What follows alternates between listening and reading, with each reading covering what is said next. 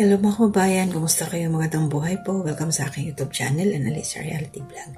Panibagong reaction po ako ngayon, sariling opinion. Dito po sa upload ni Kalinga Prab, ang storya po ng Danjoy. Pero bago ang lahat, support po natin si Kuya Bal Santos Matubang, Kalinga Prab, si Ate Edna Vlogs.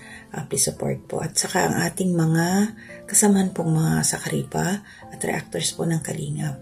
And also, supportin ho natin of course ang Kabisnes Official, Papa Dins TV at Kabisnes Family at ang aking mga reactors dito at ang mga kagwangs na rin po. So ito, maiksi lang mo ito. Please tapusin niyo po sana ang aking ginawang reaction.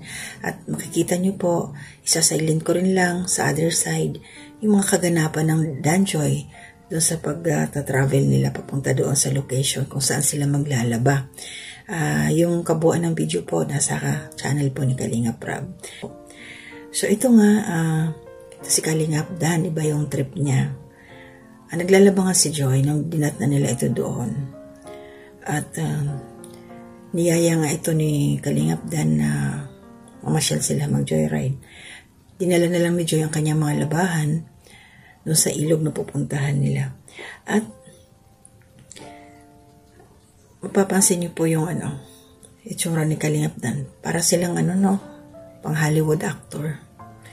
Grabe yung pormahan dito. Akala mo, nanonood ako ng pelikula sa ganap ng mga na to nila Kalinga Prab. So natatawa ako dito kasi ang tawag dito, sinagasa din nila yung ulan.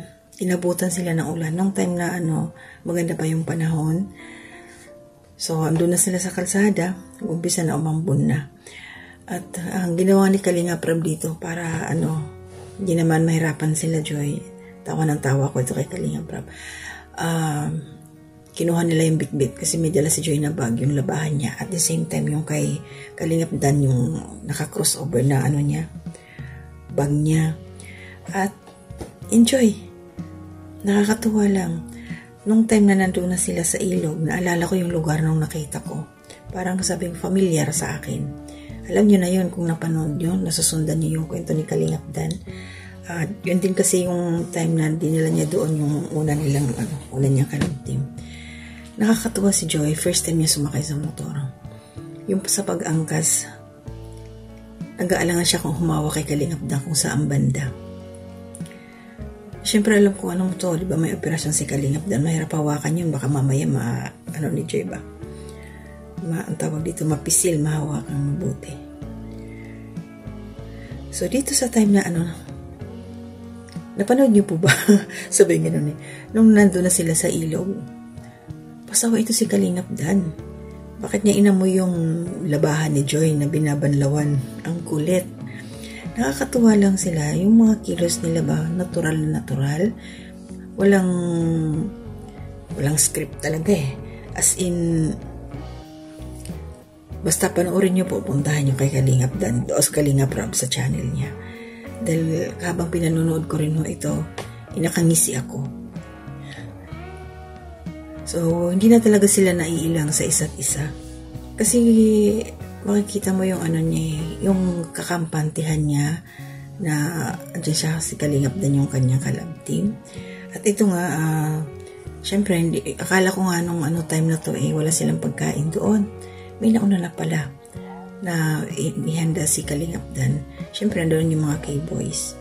Wait, putin na natin. Magkikita tayo na masaya ako. Ako din, masaya ka po. Mag-vlog tayo. Masaya ka? Kung gano'n naman pala, bakit? Hindi natin patuharin yung ginagawa natin sa live. Gano'n natin sa ang totoong buhay.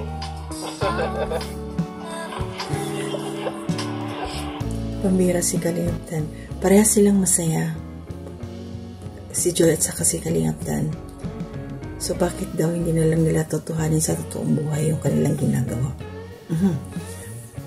Pwede ba yun, Kalinga Prab? Diba? Bawal ba in love? Sabay ganun Siyempre mahirap to Kahit naman sino mahuhulog ang loob mo, diba? Kaya lang, what if magkaroon ng katotohanan, So yun mga Kalinga. Gusto ni Kalinga Dan na tutuhanin na lang nila. Baka daw ma-full na in love na to si Joy. Kung maramdaman na niya, baka nararamdaman na niya. Siyempre, mayroon yan pakiramdam. Kaya lang, nandun pa rin siya sa limitation. Alam ni Joy kung saan siya lulugar. At mahirap kasing mag-assume. Mahirap yan Siguro para sa akin, kung ako ang tatanungin, sa mga ganitong sitwasyon, okay lang sa pag ganyan, nagbablog sila. Itudo bigay nila, pasayahin yung mga viewers. Itudo bigay. Kasi kung mahirap talaga intindihin kung ilugay yung sarili mo kung ito bang ginagawa ninyo, drama pa rin ba o totohanan na. Para sa akin talaga pag totoo na, i-off cam nyo na lang muna.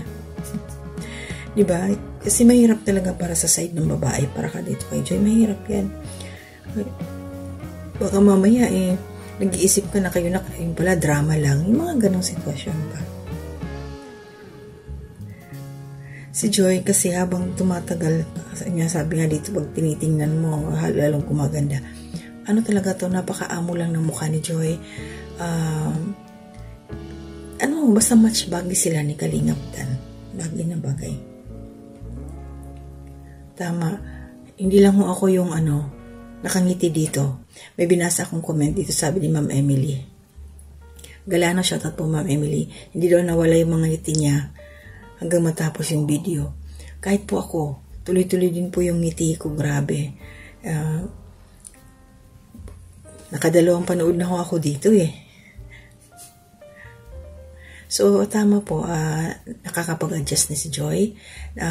Kakapalagayan na sila ng loob ni Kalingap Dan. Nakakapag-adjust na siya. Pang ilang episode pa lang ba ito? Pang 17. So, iba yung nila, iba yung chemistry nila, iba yung datingan nila Kalingap Dan at saka ni Joy. Siyempre, nandun talaga na mahihiya ka pa rin. Kaya lang, siguro, dalasan mo pa Kalingap Rab para mas maging kampante na lalo si Joy. Bagay nga talaga sila Kilig overload nga daw talaga itong ating Dan Joy ngayon. May babasahin ba ako isa pang comment?